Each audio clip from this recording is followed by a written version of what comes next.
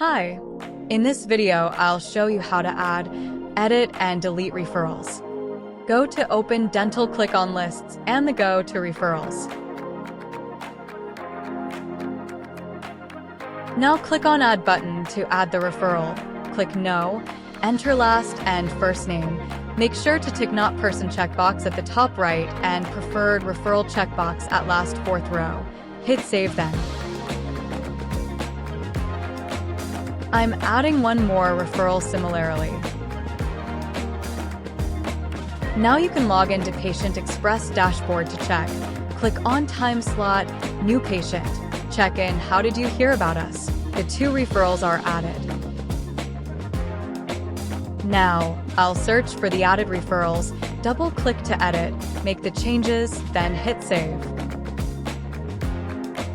You can also delete referral by double-clicking and the click on Delete.